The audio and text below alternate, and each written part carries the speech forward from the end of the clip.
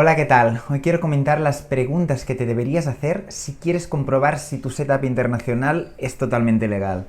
Vamos a discutirlo. Si es tu primera vez en el canal, como siempre, invitarte a suscribirte y a darle un fuertísimo like, que me ayudas mucho a seguir haciendo vídeos. Pues bien, como siempre digo, el tema de la optimización fiscal es complejo. Se tiene que comprobar distintos puntos y hay varias piezas en movimiento que además van cambiando constantemente la legislación en esto, que tienes que estar al día y tienes que revisar constantemente. Vamos a ver pues distintos escenarios para que puedas comprobar si lo estás haciendo bien.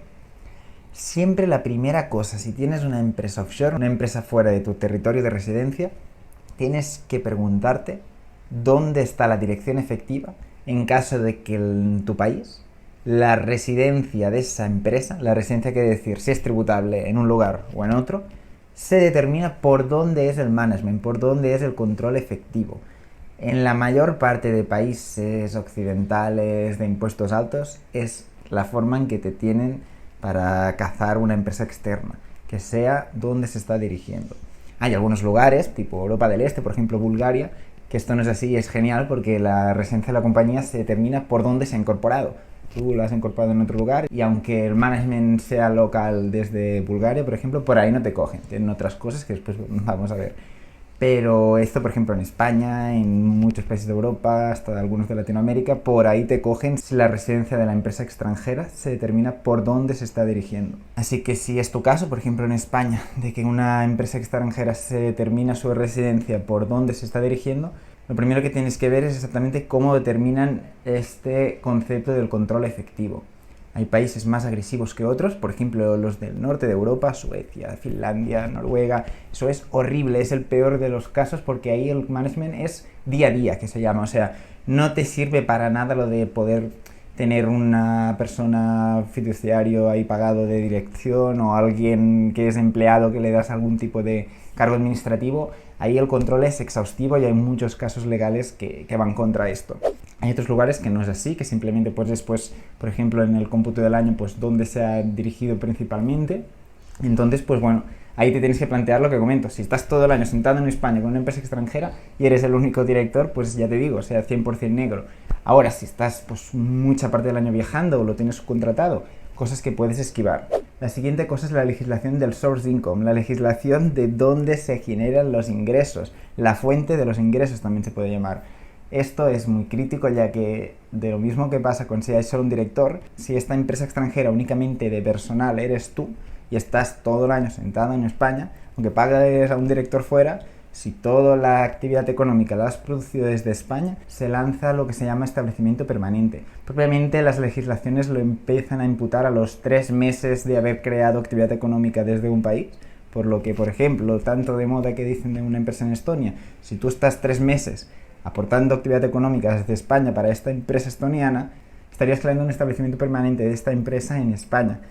Y es lo que digo, aunque consigas que la empresa sea considerada residente en Estonia porque la dirección efectiva estuviera en Estonia, si la actividad económica se produce en España, estarías creando un establecimiento permanente de esta empresa de Estonia en España y esa parte de los ingresos debería tributar como ingreso español, ya sea pues como una sucursal o como un autónomo español. Por si estas cosas no fuera poco, que ya digo que es altamente complejo de poder esquivar, después te viene la legislación de las CFC Rules, que es lo que a veces mucha gente piensa que solo existe esto, que lo ven un poco así un término raro y ya piensan que únicamente existe esto.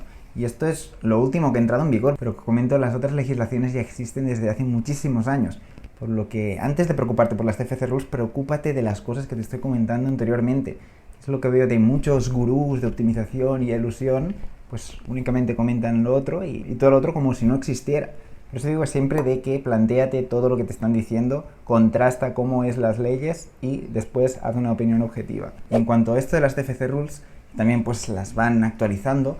A fecha de hoy lo que te tiene que preocupar es en cuanto tanto por ciento de propietario que eres de esa empresa extranjera. Lo que iba comentando de Management and Control es en cuanto a la dirección.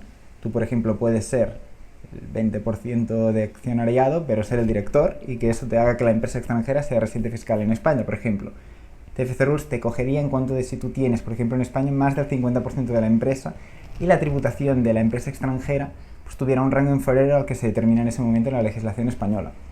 En cuanto a esto de las CFC Rules, por ejemplo, hay gente que dice que, por ejemplo, con la empresa de Estonia, que sería el 20%, no sería inferior el rango de España, porque realmente es el 20%, pero es diferido. Y aquí es donde hay una ambigüedad, porque propiamente es que la tributación que se hubiera aplicado en ese año fiscal debería de ser inferior a lo que se ha pagado en España, y propiamente como en ese año no se ha pagado el 25, por ejemplo, español, sino que se ha diferido, ahí me gustaría ver casos de leyes en cuanto a esto. Y esto, por ejemplo, sería crítico en casos como Estonia, Georgia o Latvia, que también aplican este tipo de tributación bastante nueva que también pues permite diferir. En cuanto a esto de las CFC Rules, ¿cómo lo podrías esquivar? Pues también depende del país. Puedes ver pues si, por ejemplo, los trusts, cómo son interpretados en la legislación. A veces, si no, pues si tienes algún tipo de socio en el extranjero. Tienes que entender que las CFC Rules se lanzan en cuanto a tanto por ciento de propiedad dentro del país. Ya que hay gente que a veces dice, no, yo tengo menos del 50, pero mi hermano tiene el otro, y también es español. O sea, la cosa es que necesitas socios de fuera. Y también normalmente te interesan socios que sean en países no agresivos, que también los pueden cazar por ahí. O sea, tienes que analizar, como digo, cómo las estructuras tanto en el país segundo como en el que estás. Y aparte de todo esto, también lo que comenté en el vídeo de los requisitos de sustancia, que tanto se están poniendo de moda en muchos países. Y es que muchas veces en el país de incorporación, si no contratas a gente, pues tampoco te consideran que esa empresa sea residente ahí. Y también las nuevas legislaciones que irán entrando, tienes que estar bastante al día, ya que lo de la ley Shell, que es una actualización de las leyes de la TAC, es una de las grandes movidas que vienen a partir del año que viene. Que, por ejemplo, toda la gente que tiene empresa Estonia ahí sin hacer nada, te lo tendrán 1000% negro, en el caso de que sea únicamente pues una empresa ahí que está aparcando dinero. Y aparte de esto, también hay muchos países que tienen listas de paraísos fiscales, por ejemplo España, Portugal, muchos que ya directamente, aunque consigas evitar todo esto, la empresa estar en una de estas listas, pues ya no te la consideran como empresa extranjera y te la hacen tributar como local. O de la misma forma tampoco te dejarán pues recibir facturas de este tipo de empresas. O sea, también tienes que mirar cómo va esta lista de paraíso fiscal en el lugar donde vives. Y en cuanto a la gente que también piensa que moviéndolo todo a mundo cripto con wallets no identificadas, pues lo que he ido comentando de las leyes que irán entrando, cada vez más, y a fecha de hoy ya lo tienen extremadamente difícil de fiscalizarlo, pues cada vez más lo tendrán más difícil, que también a partir de las actualizaciones de la ley MiCA, pues quieren hacer que el receptor del dinero que se le envíe hacia él tenga que identificar el emisor en transferencias de más de 1000 euros. O sea, todo se irá complicando también en este sector. Y de igual forma que con los NFTs también en la MiCA de 2025 también los quieren atacar. Y en cuanto a si no quieres hacer una empresa de capital, que es lo que estoy comentando, una empresa que tribute por ella misma, tipo la empresa de Estonia, la empresa de Bulgaria, si te inclinas por lo de las entidades transparentes tipo LLC o LLP que voy comentando, si por ejemplo vives en España o en otro país que sea pues tributación transparente y lo imputas tú en renta personal, hay gente que dice, bueno, yo es que la dejo a cero, no declaro nada. Lo que voy comentando siempre, o sea, tú si haces esa entidad siendo residente fiscal en un país que sea renta transparente, la deducibilidad de gastos propiamente debe de estar susceptible a que sea acorde a lo que podrías deducir con una entidad española, porque si no, es lo que comento, estarías realmente pues evadiendo puramente.